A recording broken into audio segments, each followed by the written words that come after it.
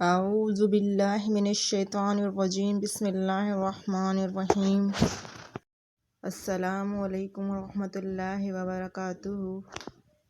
آپ کو خوش آمدید کہتے ہیں ہمارے چینل ایجوکیشن پلانٹ میں۔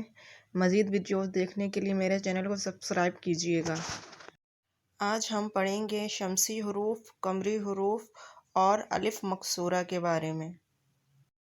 شمسی حروف عربی میں حروف تہجی دو طرح کے ہیں، ایک وہ کہ جس لفظ کے سرے پر ان میں سے کوئی حرف ہوتا ہے اور اس پر عربی کا ال آتا ہے تو لام پڑھنے میں نہیں آتا اور وہ مشدد حرف ہو جاتا ہے، ایسے حروف کو حروف شمسی کہتے ہیں اور وہ تعداد میں 14 ہیں: ت، ث، دال، ذال، ر، ز، سین، شین، صاد، ضاد، طا، ظا، لام، نون۔ ان حروف کا نام شمسی اس لیے رکھا گیا ہے کہ الشمس کے پڑھنے میں لام نہیں پڑھا جاتا۔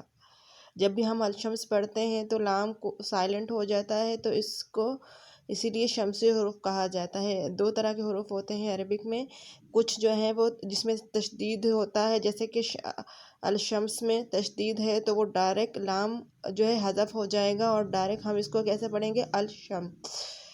الشمس پڑھیں گے، ٹھیک ہے؟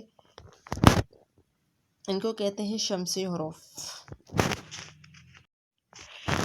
قمری حروف قمری حروف وہ ہیں جن پر الف لام آتا ہے تو پڑھا جاتا ہے، ایسے حروف کو حروف قمری کہتے ہیں اور وہ یہ ہیں: الف، ب، جیم، ح، خ، عین، غین، ف، قاف، کاف، میم، واو، ہ، ی۔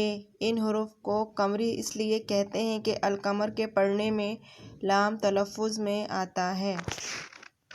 الف مکسورہ عربی میں تو الف مکسورہ اس چھوٹے الف کو بھی کہتے ہیں جو کچھ الفاظ کو کھینچ کر پڑھنے کے لیے لکھا جائے، جیسے عیسیٰ، موسیٰ وغیرہ، مگر اردو میں یہ ساکن یا متحرک بھی ہو سکتا ہے، جیسے اگر، مگر، نان وغیرہ۔